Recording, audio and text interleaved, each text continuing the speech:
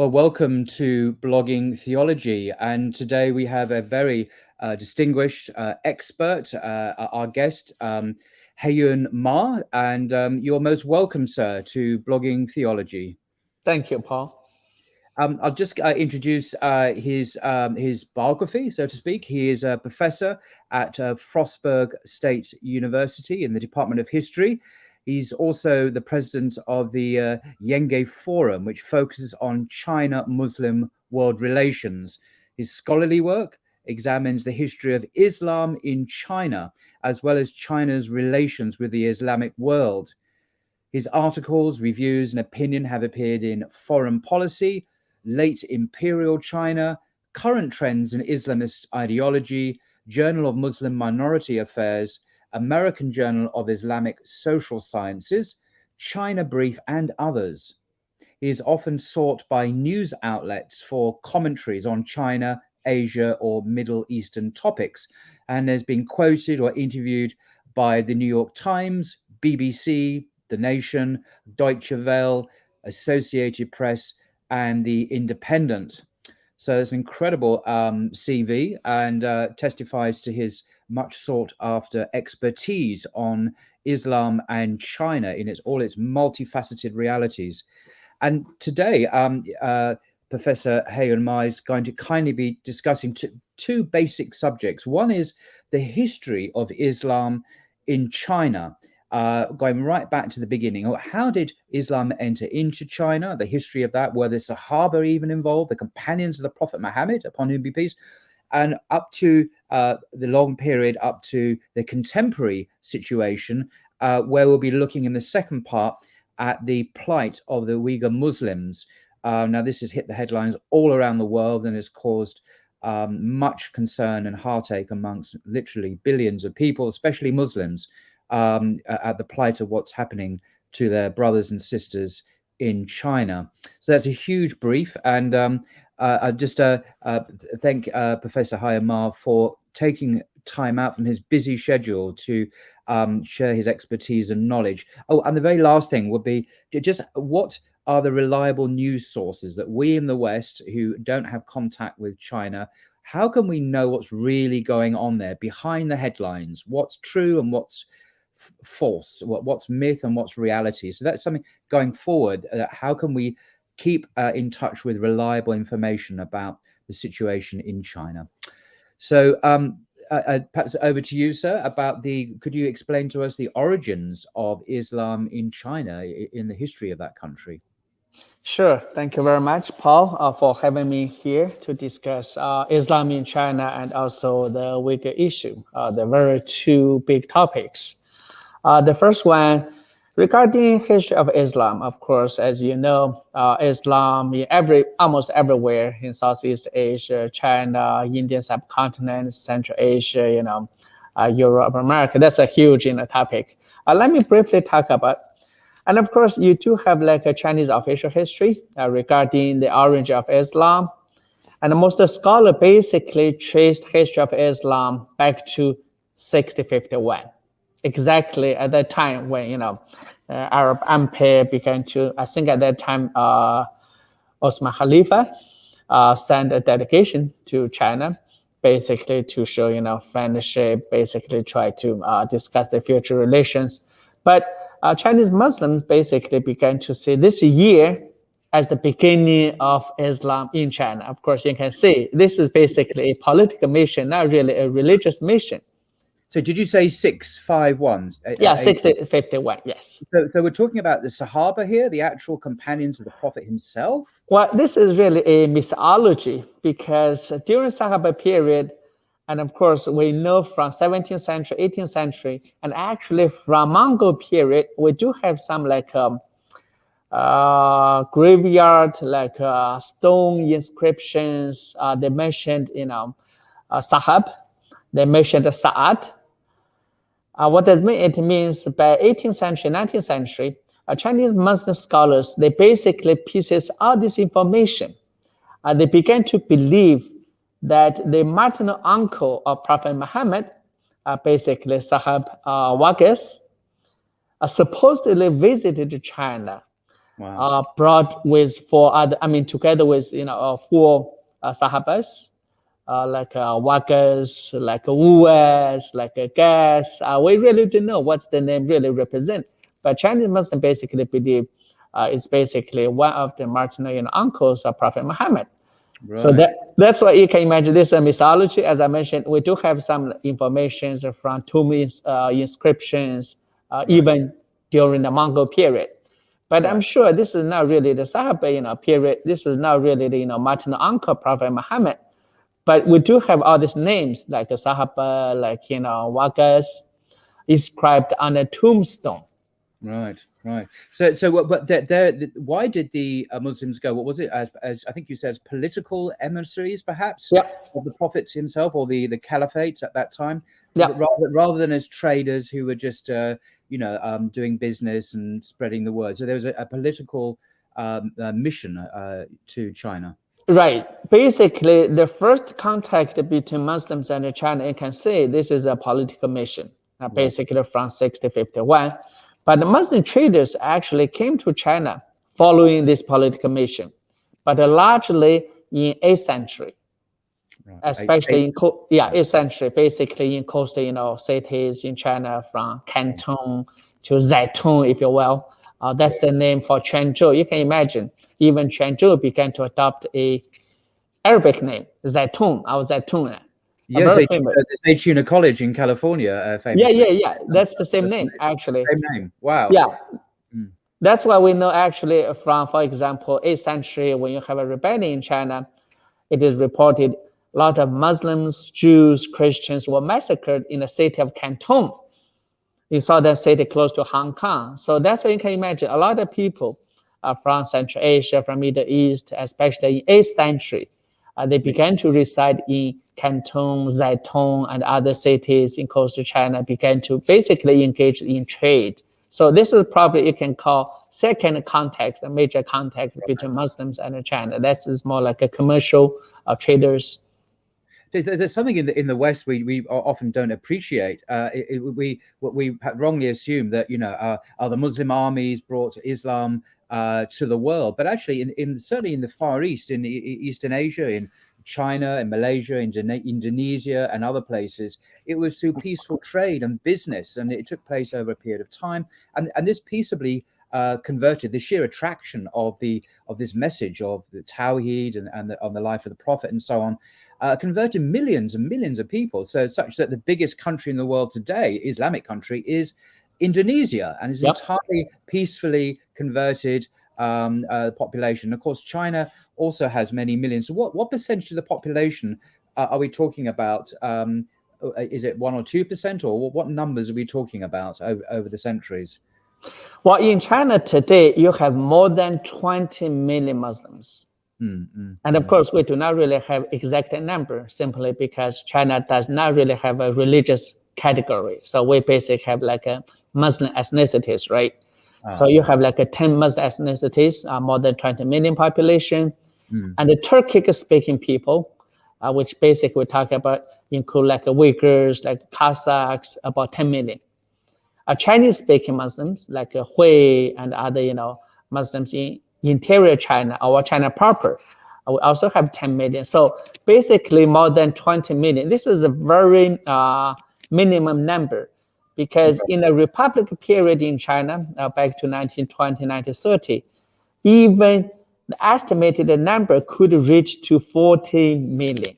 Can you imagine? So that's why so far we have more than 20 million basically based on ethnicity, not really on religion. So how, just changing the angle slightly, I may be wrong, but is Confucianism and Taoism, if they are religions or maybe philosophies or ways of living, how has that indigenous expression of the deen, if you like, in China coexisted with this growing Muslim population and their presence there? Well, what is the interaction between Confucianism and Islam historically? Has it been a peaceful one? Has there been much dialogue or mutual understanding? Would you be able to characterize? Yeah. There were several periods when we talk about cultural interactions. The first one, of course, as we know from the history, from 8th century, you began to have Muslim traders residing in China, became kind of, foreign residents in China. They began to form local communities in major cities in southern China. So that's why you never see like a, military conquest of China by Islam or by Muslims. You always have this kind of, commercial culture communication. And early Muslims, as early as in 8th century, we know some Muslims from Middle East, from Iran, they totally assimilated into Chinese culture. That's amazing. They adopted, Chinese names. They began to introduce Muslim medicine. They introduced, of course, spice. So that's why you can imagine much of the, Chinese cuisine today. If you think about like Sichuan, very spicy cuisines, you really have to trace back to Silk Road, have to trace back to, Muslim traders. And even during the Mongol period, the imperial court, if you check their, cuisine for the emperors, for the Hans, totally Islamic. If you look at the materials, if you look at all this, food they eat, like material they got, basically from Muslim countries. And today, if you study Mongol history and the imperial, court cuisine, you really have to look at Muslim food. Then, of course, from the meantime, which basically started from mid-14th century, you began to see Muslims not only, study Chinese culture, not only, study Chinese language, they began to take civil service exam. What does it mean? It means they began to serve as official in large number. So that's why here you began to see the real combination between Confucianism and Islam. Not simply philosophically, not simply, culturally, but also politically.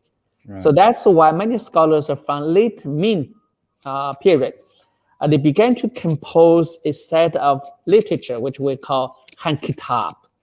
Now, what does it mean? It means that's an Arabic term, kitab. Yeah, this is really fascinating. They combined Han, that means Chinese. Even today, the largest majority group in China, we call Han, not really Chinese. Kitab, of course, that's a book. Simply means Chinese book or Chinese books.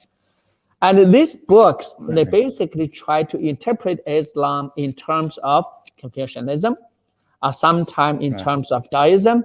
They also adopt Buddhist terms.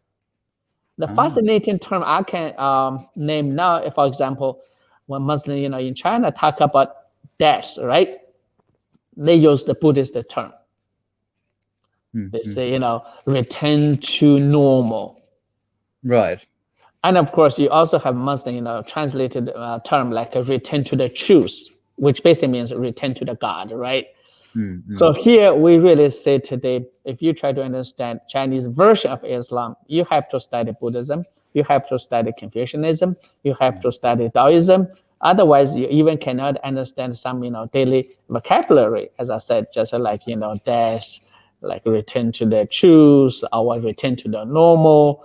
So very complicated. That's very, very interesting. And unfortunately, we don't have time to go into that. But another question I wanted to ask, from my distant perspective here, sometimes I hear that Islam and Christianity and many religions are going through a huge expansion or revival in China. And I tend to think, well, is that because people are just perhaps not getting the spiritual and sustenance from Marxist Leninism, and they want something slightly more profound to guide their lives? Is this true? Is Islam? You say, because the reason I ask, because you said that Islam is identified as ethnically and culturally in China, but so there's not much. Is there any dawah going on? Is Islam expanding in numbers in that country? Well, this is not really true, Paul. If you think about the history of Islam, and some scholars even argued, for example, during the Ming Dynasty, you have Islamic imperial ceramics. Right.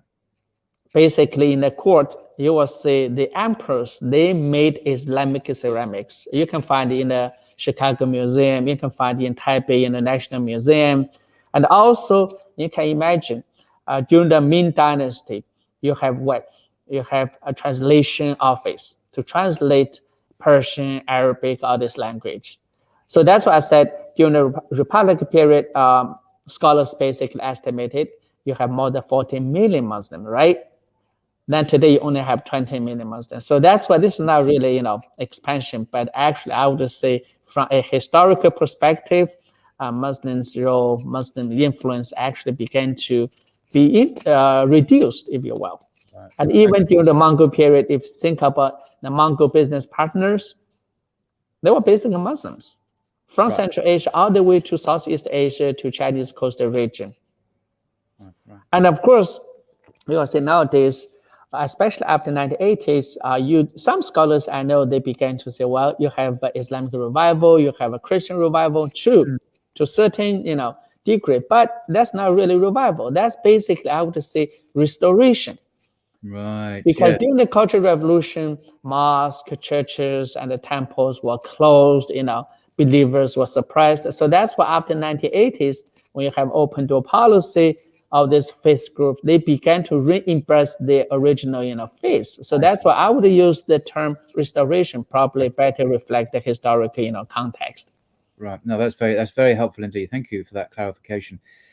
Perhaps it's time. I mean, we really haven't done justice to any of this, really, because the brevity of the time we have. But maybe we can bring the situation up to today and talk about the plight of the Uyghur Muslims. And as I said before, a Muslim friend of mine came up to me yesterday in London, and he didn't know I was going to be speaking to you. And he said, "Look, I've heard these terrible things on social media that happen to Muslims in China. Is it true?" And I said, "I have no idea, but I know a man who does know, and that's obviously yourself. What is going on there with these people? Why is the Chinese government, the communist government of China, giving such a hard time to these Muslims? And there's even been talk of genocide of people there. Is that true? So what are the facts behind the headlines? If you could enlighten us, please." Sure, Paul. Let me talk about three aspects. First, historically, during the Qing Dynasty, China really expanded from China proper to Central Asia. That's why today you have Xinjiang province, right? That's why even the Xinjiang itself simply means new territory. All right. Yeah, from 18th century, mid-18th century to early 19th century, you actually see in Central Asia, you have a kind of Muslim rebellion against the Qing government, Qing Empire. And actually from 1750s, from Afghanistan to later on, early 19th century to Kokand in Central Asia, you have Muslim rebellion, you have Muslim holy war against the Qing expansion into Central Asia. That's a historical aspect. You can imagine there's a factor there. Right. The second one, of course, you can talk about territory, because Central Asian part of China, which we call Xinjiang today, historically, culturally, territorially linked to Central Asia, the larger Turkic world. So that's why, of course, especially after collapse of Soviet Union, China also began to worry about the possible formation of independent countries in Xinjiang. That's why you see after collapse of Soviet, China began to tighten the control of Xinjiang, began to conduct the so-called anti-three evils. Basically anti-so-called separatism, right, anti-terrorism, then of course anti-extremism. So they basically try to prevent Xinjiang from becoming an independent country as Central Asian countries did. So that's why you have a territory issue here, right? Then after September 11, when United States invaded Afghanistan, now China began to face a dilemma. On the one hand, you worry about the possible U.S. in a permanent military presence in China's neighboring country. Right. Second, you worry about the so-called terrorism, possibly emanating from Afghanistan into China, right? So that's why China also began to conduct the so-called counter-terrorism war, or China's war on terror in Xinjiang province. So that's why you can imagine you have counter-terrorism, you have anti-separatism, you have all these, campaigns began to combine it together. Then finally, from 2013, you can imagine this is almost 12 years after U.S. invasion of Afghanistan. You have such a 1 decade counter-terrorism war also in China. And also remember, this is the time China began to rise. Now, what does it mean? It means when people talk about the rise of China, they always talk about the implications of rise of China on foreign countries, neighbor countries. But I would just say you really have to look at the implications of the rise of China on, first of all, China's domestic ethnic minority. So that's why you have so-called Sanitization campaign. Right. So this is a cultural and religious campaign by the dominant ethnic group in the state of China, directed to this minority ethnic group, who are Turkic, as the word you used, in their ethnic and linguistic and cultural connections and past. So this Sinization, what form did that take towards this group? Remember, Paul, Sanitization is not new. Throughout Chinese history, Chinese always believe in the power of their culture. Right. So that's why they believe, Mongols, they conquered us, but we can assimilate them. So that's why this kind of dominant thinking in Chinese politicians and Chinese thinkers, they always believe the Chinese Han culture, the majority people's culture, is always superior. So that's why they always try to assimilate. So that's why from even the Qing dynasty themselves, they were ethnic minority, but later on, they try to expand, try to spread Han Chinese culture into ethnic minority regions, right? And then now, of course, the rise of China basically means the rise of dominant majority group, the Han group, the Han culture. So that's what Sanitization basically means. They try to impose Han culture into all these non-Han regions, including especially Xinjiang region, Turkic ethnic minority, including also Chinese-speaking Muslim. This is a little bit ironic because Chinese Muslim, they were already Sinicized. That's why we call them as a Chinese Muslim, right? But the Communist Party, they still try to eliminate some elements which they considered as foreign. For example, Arab-style mosque, which is also wrong because if you look at all this, structure, architecture, the dome, this is not really Arab. This is actually Byzantine style. Exactly. So yeah, the so-called anti-Saudi, anti-Arab campaign in China actually is like an anti-Byzantine campaign, but they believe this is anti-foreign, especially Wahhabi influence from Saudi Arabia. I always joke with my friend, hey, look, before modern times, Saudis, they even don't have, architecture. They live in tent, right? Say, oh, yes.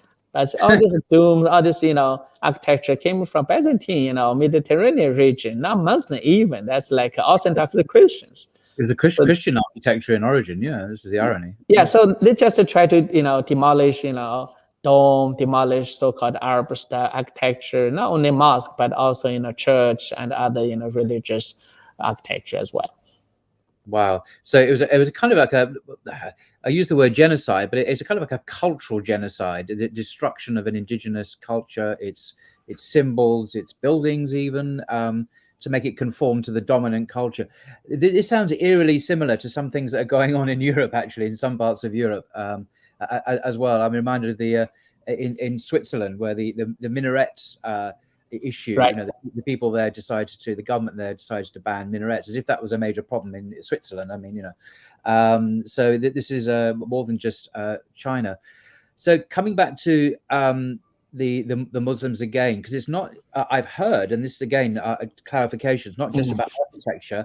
Muslims during Ramadan, for example, men who carry a beard and other forms of Islamic practice have been curtailed or stopped. How has it impacted on the religious practice of Muslims, the Uyghur Muslims, obviously, particularly? Right. Okay, first, it just mentioned in Chinese, Sanitization, culture genocide, right? And of course, you just mentioned the Switzerland, but also if you think about the American history, you have so-called a melting pot.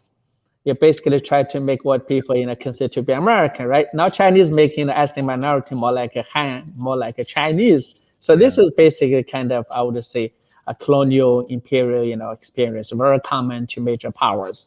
Yeah. And of course, now when you look at all these religious restrictions, especially in Xinjiang, Muslims, they are still, basically targeted because of their different appearance.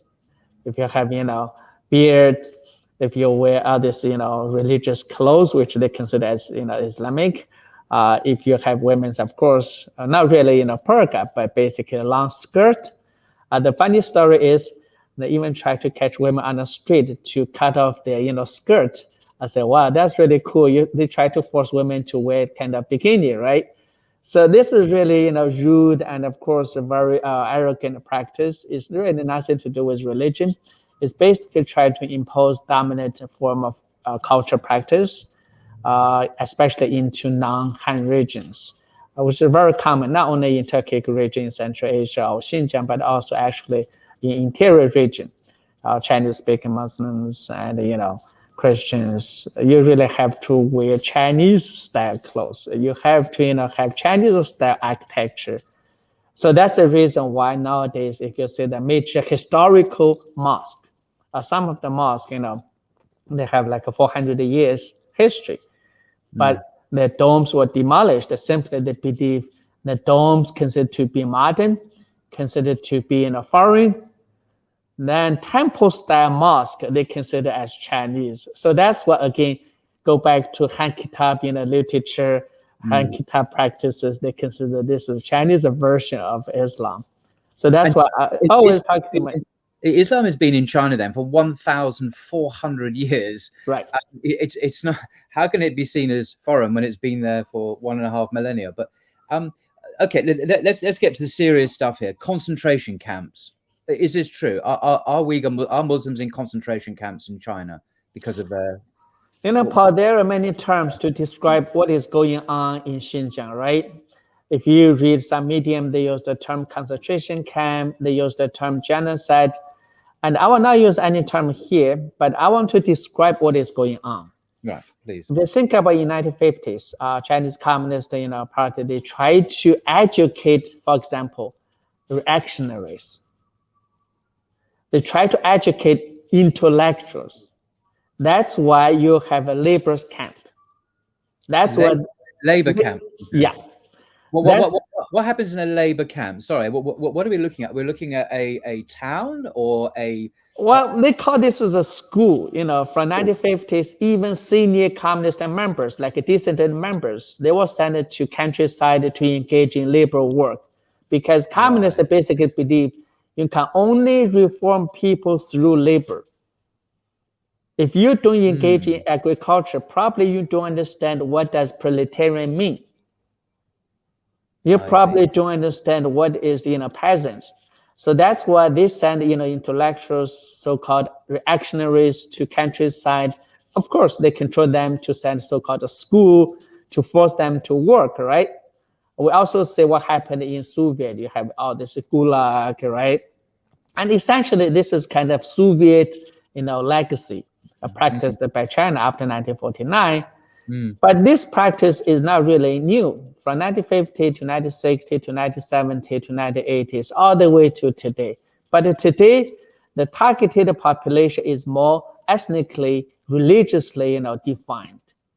Not really Han Chinese. So that's why I think one of the reasons why other countries, no matter U.S. or other Muslim countries, they began to really focus on this concentration camp or genocide is simply because this practice exclusively target Muslims. And of course, recently some scholars argued well, Tibetans also began to experience the same phenomenon. But basically, what we see in Xinjiang is a large number of people were sent to so-called school. And of course, government say, oh, this is a vocational school. We train them because they have some evil thoughts. They have some religious, ideas, right? You have to eliminate all these religious roots through education. Again, you see what happened in history in the 1950s. If you want to eliminate bourgeois thought, you have to send people into, so-called school, right? Now, if you want to eliminate religious thought, you also send them to school. So that's why I said different people, because of different experience, they have different terms to describe this phenomena. But you're saying it's a kind of a historic practice of different ruling elites in China, going back to the Cultural Revolution and before, where you're trying to reform people by sending them into the fields or sending them to re-education schools or whatever. But now, of course, it's focusing on Muslims, education of Muslims, and that's where it gets for us particularly nasty, because that this is not, Muslims are not being re-educated. They are being told to change their religion or tone it down or suppress it or stop Muslim practices. But judging by what you're saying, you're not saying, though, that what's taking place is genocide. So in the West, when we think of genocide, we think of the Holocaust, we think of Nazi Holocaust. So you're not saying that Muslims are being systematically exterminated and put into mass graves. What you are saying, though, is that there are these, what I would call, you don't have to go, I would call indoctrination camps, where there's forced labor and forced ideological indoctrination to try and change Muslims' minds. That's less serious, in that people are not being slaughtered on an industrial scale in gas chambers. But nevertheless, I think so it's not genocide then, but it is a very serious persecution of Muslims nonetheless in China today. Is that a fair summary of what you're saying? Yeah, I mean, basically true, because in the West, when you talk about Holocaust, you really talk of physical elimination. Yes. But here you really talk of so-called cultural reform, right? And of course, you do have some, sporadic, possibly physical, I would say some possible deaths that's you cannot really avoid. Any, prison, any, so-called educational school, you do have all this phenomena, but this is not really systematic. But what is systematic is the cultural education. That's why if you look at all this Medium report, this so-called student in a vocational school, they are basically, they spend the time basically study so-called patriotism. They study all this, party lines, party policy. So essentially, they try to reform the people, re-educate the people, change their religion, eliminate their different culture. Simply put, the Chinese Communist Party believe only by achieving Chinese culture or practicing Chinese culture, all this ethnic minority can be safe. And of course, safe to country, safe to sovereignty, safe to, culture. There seems to be two facets to this, if I understand you rightly. On the one hand, we have an avowedly communist government whose ideology is Marxist-Leninism, or Marxist-Leninist, their hero is Mao Zedong and that kind of Chinese Marxist legacy. So that there is an ideological atheism there. And atheism, of course, is completely incompatible with faith, let alone with Islam. Kufr, unbelief, is something that is to be avoided. And also, you seem to be saying also that there is this kind of Chinese nationalism, this resurgence of the dominant ethnic groups' assertion of pride in military, material, economic, where some people in the West see it as the new superpower of the 21st century. So you get this curious blend, it seems, of nationalism and Marxism or atheism, and both kind of pinching at the Muslims, who are getting it because of their minority status in a nationalist context, but also because they reject Marxist Leninism, root and branch. Islam does, of course. So there seems to be this kind of pressure from both kind of sides. Is that roughly it? Let me probably, I want to say correctly, but I would say when people talk about Chinese nationalism, which is not really true, of course, if you consider Tibetans, Muslims, they are Chinese citizens, right? I would say this is more like a Han nationalism, right? Majority nationalism. This is a populism. So that's why, of course, you have atheist party, atheist regime. You have different other, ethnic minority, culturally, different, historically different. That's why, of course, if you think about the Soviet experience, Eastern Europe especially, you have all these, churches. They play the role in overthrow the Communist Party, right? So that's the reason, of course, Communist, Party, they have a reason to worry about our religions. But particularly here, I'm not really talking about religious ideological differences. I'm really thinking about, if you think about in China, dominant Chinese Han ethnic group, you do not really have a powerful religion to challenge the ruling party. No matter you have emperor today, you have a democratic president today, I think it's okay. But if you think about for Muslims, Tibetans, you really have totally different culture, different view, So that's why I think Islam is more targeted than other culture in China, simply because this is not simply different, but also remember, they totally reject all this dictatorship. They totally reject all this, So that's what I think, especially from this perspective, you'll see Communist Party, they target our religion, but especially Islam. No, it's very helpful. Just another question is sort of slightly off the subject in a way. We know now in the former Soviet Union and Eastern Europe that the ordinary people, so-called ordinary people, the general public, right, didn't really go along with what their communist authorities were saying. They saw through the propaganda. When East Germans heard their government saying, we are a very prosperous and free economy, unlike the West, which are poor, and no one believed it really. Sure. Although the elites carried on saying it. Is that the case, if one can know, in China generally? I mean, do you think most people buy this stuff about their Chinese government, or are they simply, do they support their government? Do they think, well, yeah, we are communists and we support Marxist-Leninism and all this? Do you have a sense, really? Is it like Eastern Europe, or are they really sold on this ideology? Well, that's different, Paul, because when you look at Eastern Europe, we really focus on communism as ideology. Yeah. But you're right. Nowadays, when you look at China, communism doesn't make any sense. You can only use Han nationalism. So when you talk about Han nationalism, of course, you will see Chinese, Han nationalism is so powerful, so popular, especially regarding sovereignty, regarding, international relations. I think, of course, you do have popular support for the Chinese Communist Party. That's also the reason why Chinese Communist Party began to use nationalism instead of communism to appeal the support from Chinese majority population. That's why you have to reform non-Chinese culture, non-Han culture, non-Han, ethnic group, basically try to promote Han culture. So that's why nowadays you really have not really a Chinese Communist Party. I would say you really have a powerful Han nationalist party. Fascinating. Some Western scholars, and I don't know if this is true or not, have seen, and some senior American experts in the history of fascist ideology and nation states in Europe, have drawn some parallels between the Han nationalism and popularism and symbolism and dictatorship and so on, with fascism that we've seen historically in Europe. They're not saying China is a fascist state. Paradoxically, it's officially a communist state, but nevertheless, in their view, it has some of the tropes and some of the facets of fascist ideology, statism, nationalist popularism, and so on, which are similar in some ways to fascist ideology and nation states that we've seen in Europe. Do you buy that? Do you think there are parallels between those different?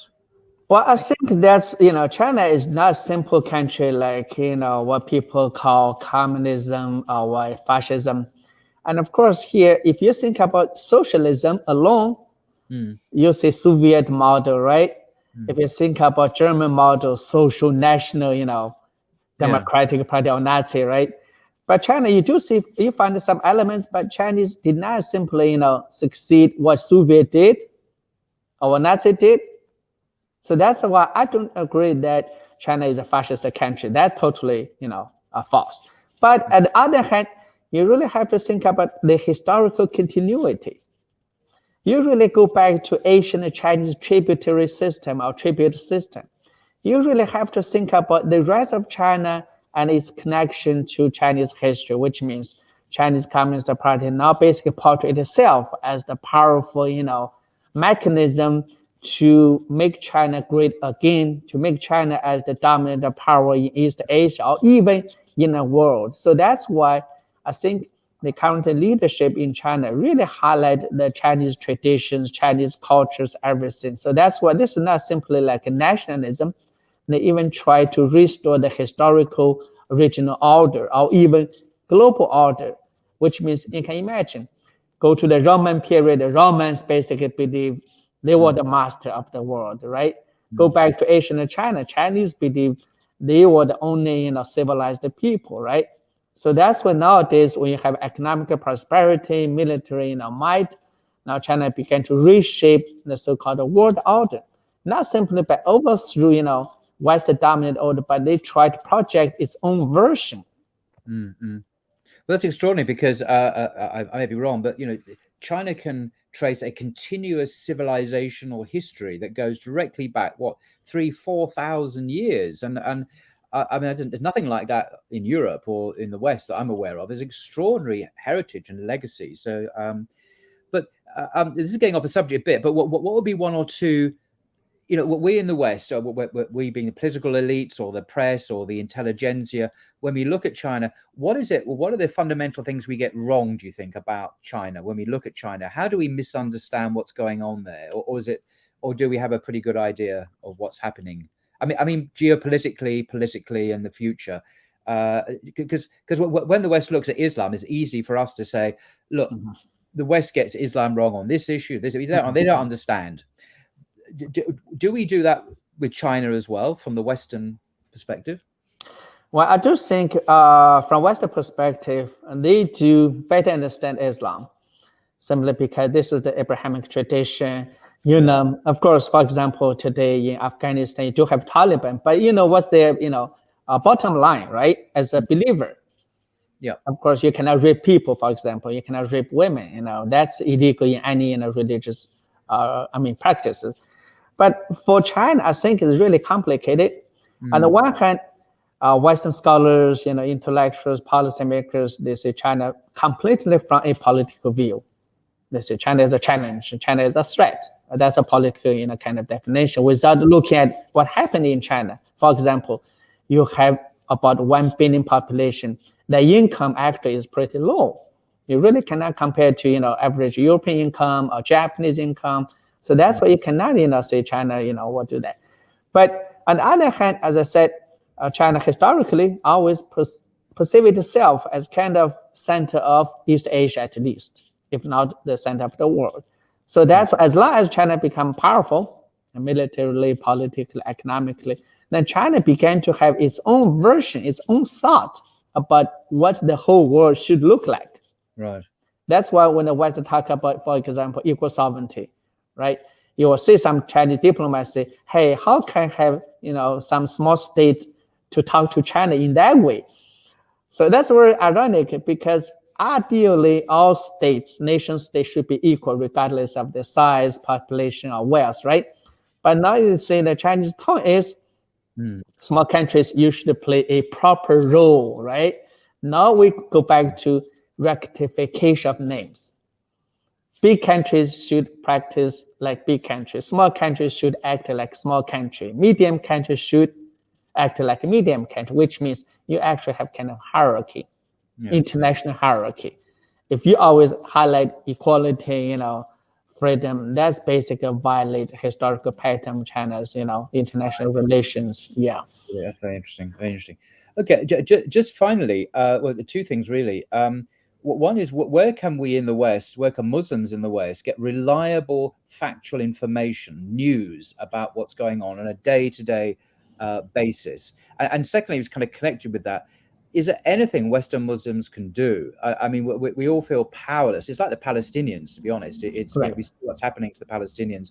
What can someone do sitting in Chicago or London or Paris? We feel completely powerless. But so the two questions: where can we get reliable information apart from yourself, and what can we do, if anything, do you think? You remember, Paul, I think like last month, there is a article published on foreign policy, which is basically written by a Uighur scholar. He basically argued that to use terms like genocide will not help Uighur cause. So what does it mean? It means all this information we receive today in West, especially through medium politicians, is not really completely correct. Right. Especially for Muslims, of course, some Muslims totally follow, all this dominant medium or mainstream medium reporting. That's the one extreme. Some others, of course, they totally rejected this kind of, reporting. That's another extreme. I would just say, of course, it's really hard for Muslims to go to China to visit all these regions, to have a, dialogue with Chinese Muslim representative. But at least you should listen both to Western medium and also to Muslim diaspora. Right. But here I'm not saying completely rely on, all these NGOs, for example, because NGO in Western countries, you always have funding issue. You always have to, accept what the government want, right? Or what to propose what the government want. So that's why you can imagine here, you also have to be careful when you talk about like genocide, all these issues.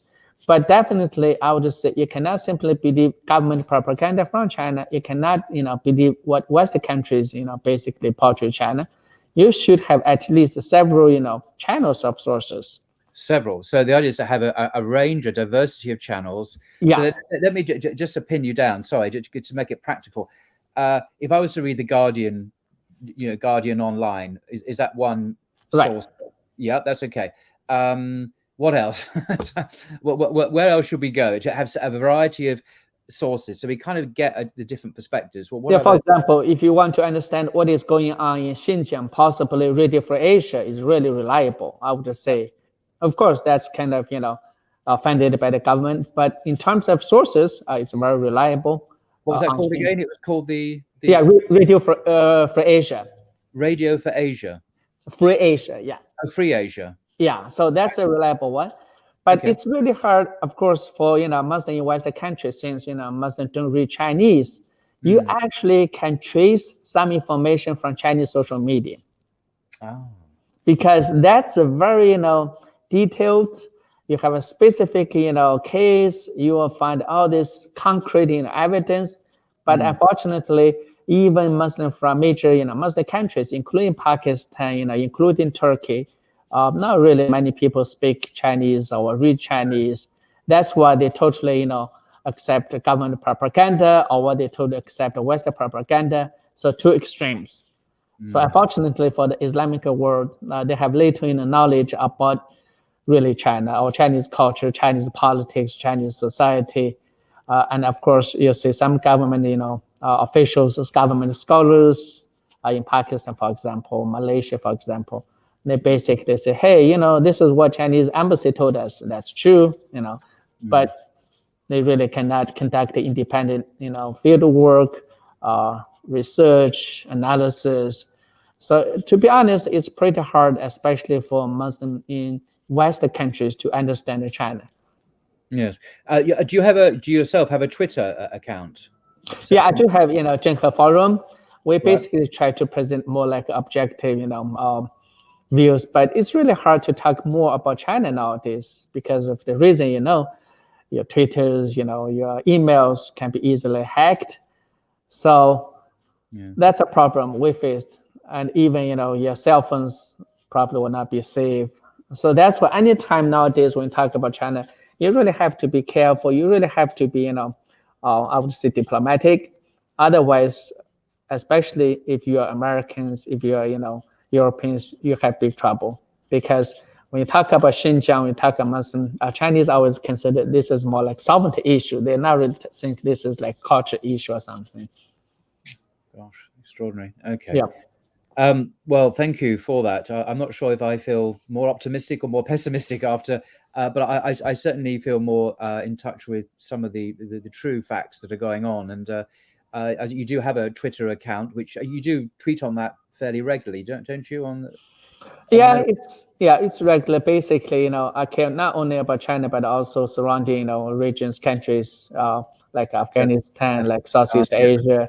Yeah, because I do believe, Paul, since you talk about history of Islam in China, I try to highlight here. Actually, I would think Southeast Asia, they had more influence on Islam China than Arabs, Middle Easterners. This is amazing. If you look at the maritime network built in South China Sea, Southeast Asia, totally by Muslim merchants, especially from 14th century, 15th century.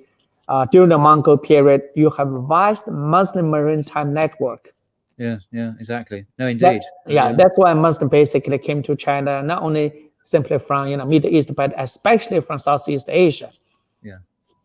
I think most Muslims in the world are in Southeast Asia. That's where the center of gravity for the Ummah. No, because why? At that time, from 14th century, you have Islamization. And even recently, we began to realize Chinese Muslim even involved in Islamization of Southeast Asia. by spreading Hanafi Sufi Islam in Southeast Asia. Yeah. Because of trade, because of family, because of all these connections. Yeah. Gosh, extraordinary. Okay, well, maybe we'll conclude there. Just to thank you very much indeed for your, it's gold dust. We need to hear this. Is there anything in conclusion you just want to say to the viewers about these subjects, just in conclusion? Yeah, thank you, Paul, for having me here. And I think one sentence I probably like to say is, for Western Muslim scholars, when you look at the Chinese Muslim, Chinese Islam, they really should learn more about China. Because without understanding the complexity of China, you cannot understand the history of Islam in China. Very interesting. Well, thank you very much for that indeed, Professor Haiyun Ma, and long may you continue to educate the world and the United States, where you are at the moment, in the truth and the facts about Islam itself, as well as the realities of Muslim experiences in China. So I hope you stay well and safe in the United States, and I say continuing to enlighten us going forward. So thank you very much indeed for coming on Blogging Theology. It's been a huge privilege and an education as well. So thank you very much. Thank you, Paul. That's my privilege. Okay.